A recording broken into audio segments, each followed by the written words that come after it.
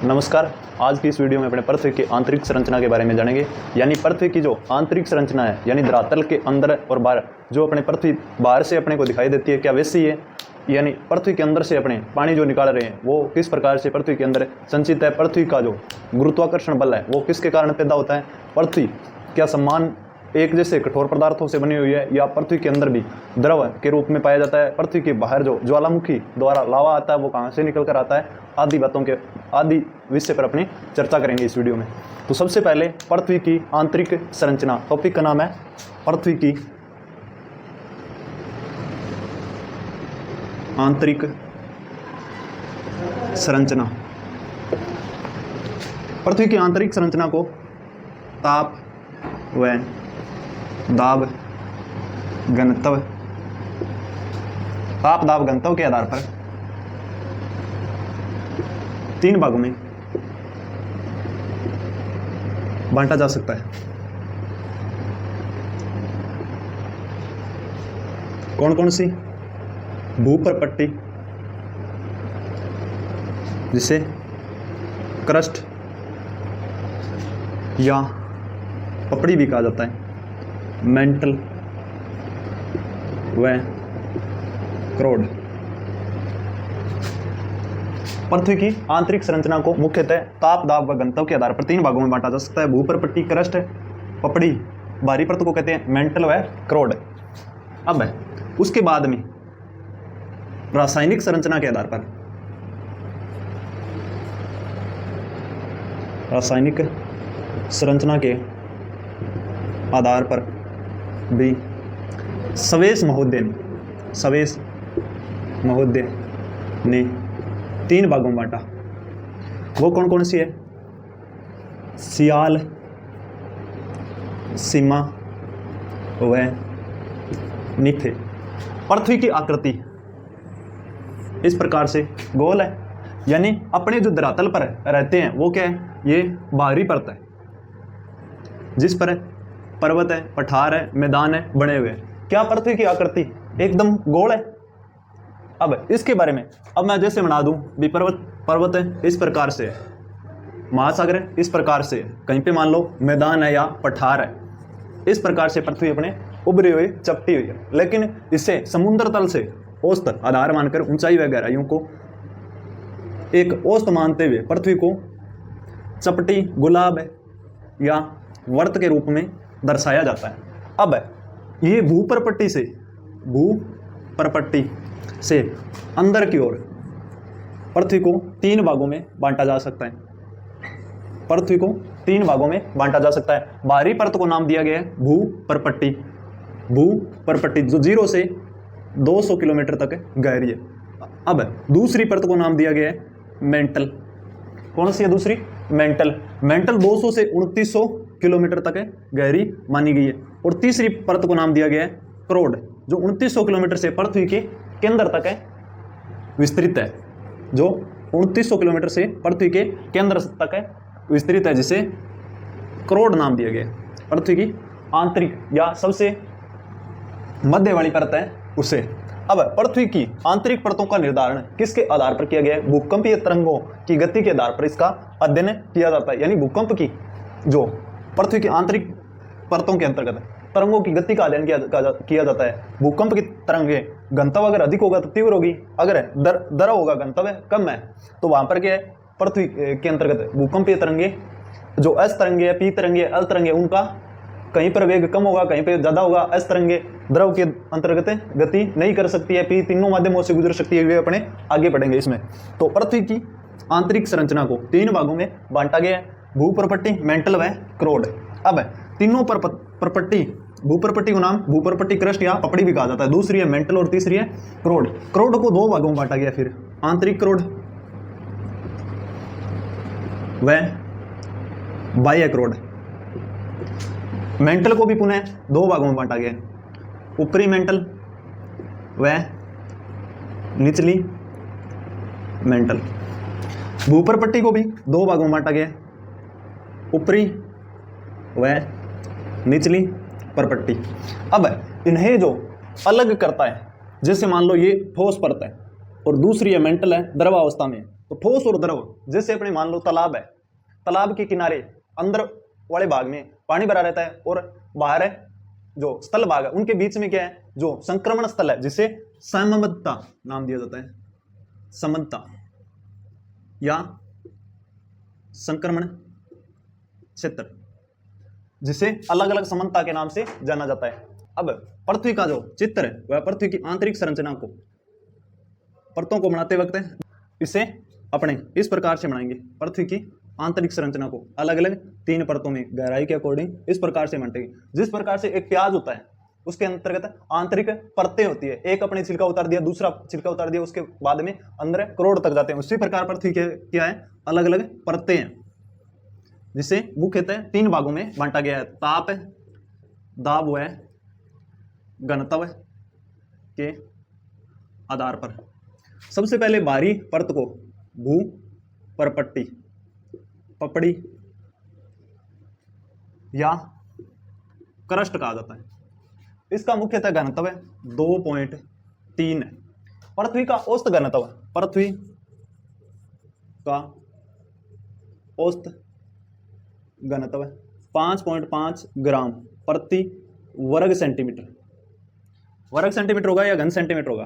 घन सेंटीमीटर होगा। यानी पृथ्वी की 1 सेंटीमीटर ऐसे, 1 सेंटीमीटर ऐसे, 1 सेंटीमीटर ऐसे और 1 सेंटीमीटर गहरी मिट्टी का वजन अपने निकाल के तोलते हैं तो कितना होगा? 5.5 ग्राम औसत होगा। जो बाहरी परत है उसका 2.3 ग्राम प्रति घन सेंटीमीटर औसत घनत्व है। अब जो दूसरी परत है इसकी गहराई कितनी है? 200 किलोमीटर तक। अब जो दूसरी परत है उसका नाम है मेंटल। मेंटल को भी 2 भागों में बांटा गया। ये 200 से 2900 किलोमीटर तक है गहरी है। अब तीसरी जो परत है वो है करोड़। करोड़ 2 अवस्था में पाई जाती है, आंतरिक करोड़ है वह बाह्य करोड़। 2 भागों में बांटा गया है। बाह्य करोड़ से नहीं बनाते, इसे बनाने के लिए इसका जो निर्धारण है पृथ्वी की गहराई के अकॉर्डिंग किया जाता है।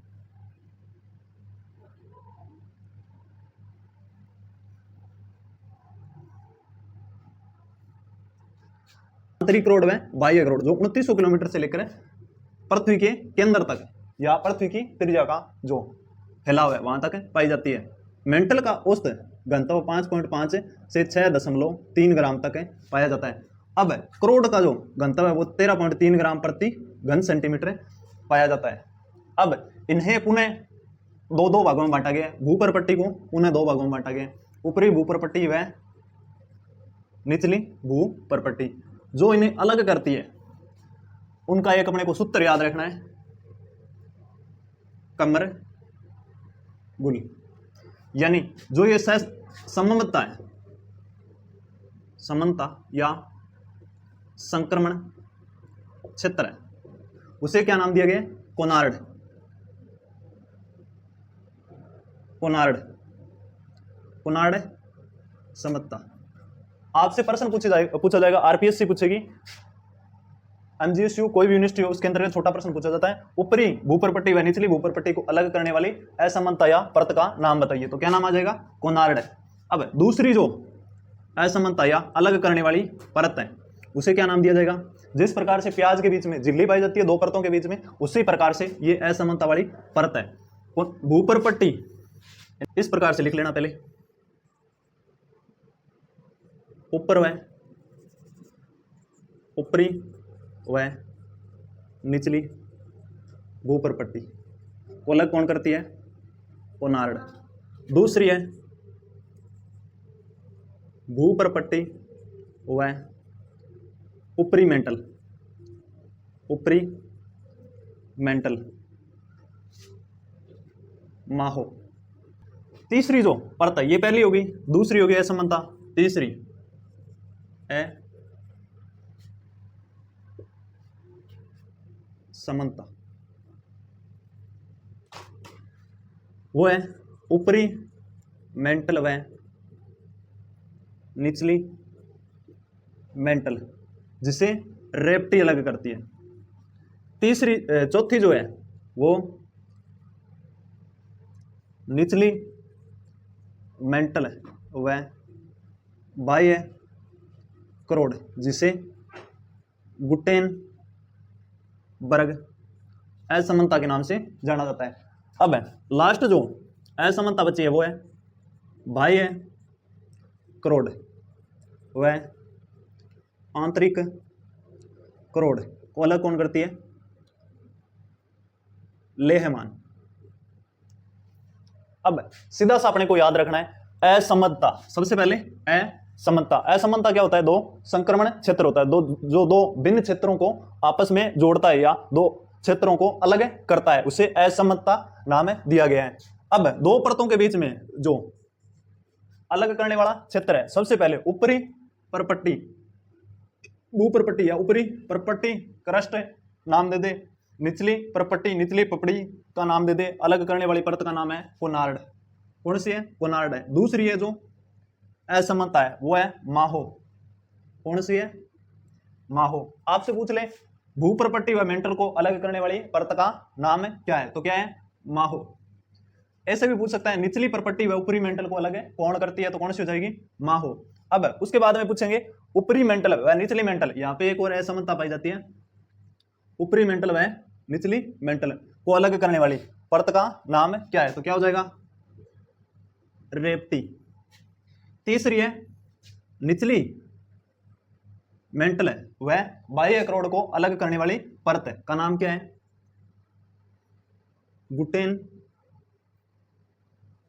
गुटेनबर्ग असमानता। आपसे प्रश्न इस प्रकार से भी पूछ सकता है भूपरपट्टी व मेंटल को अलग करने वाली परपट्टी असमानता का नाम क्या है, तो माहो। दूसरी पूछ सकता है इंपॉर्टेंट है जो मेंटल व करोड़ को अलग करने वाली असमानता का नाम क्या है, तो गुटेनबर्ग। गुटेनबर्ग और है माहो, ये तो दो मुख्य तीनों परतों को अलग करती है, भूपरपट्टी, मेंटल और करोड़, जिन्हें ऊपरी भूपरपट्टी व निचली परपट्टी के बीच में पड़ता है कोनार्ड। दूसरी है ऊपरी मेंटल व निचली मेंटल के बीच में है रेप्टी, आंतरिक करोड़ व बाह्य करोड़ के बीच में है लेहमान। अब जो इसके बीच में करोड़ व मेंटल के बीच में वो है गुटेनबर्ग और है भूपरपट्टी व मेंटल के बीच में है माहो। सिंपल से तरीके में याद में रखना है, बार बार इसका रिवीजन करना है, याद रहे ना रहे ये याद रख लेना। कमर गुल क्रम है इसका, कोनार्ड, माहो, रेप्टी, गुटेनबर्ग व लेहमान। याद रह जाएगी। 5 परतों 6 परतों को अलग अलग है, 3 परतें उनके 3 उपभाग है, 6 को अलग करने वाली असमानता है 5, उसका सूत्र है कमरगुल। अब पृथ्वी की जो औसत घनत्व है वो 5.5 है। तापमान पृथ्वी के आंतरिक भाग में तापमान अधिक है, दाब भी अधिक है, घनत्व भी अधिक होगा। तो जो आंतरिक परत है यहाँ पे घनत्व ज्यादा के वजह से क्या पाया जाता है? गुरुत्वाकर्षण बल है।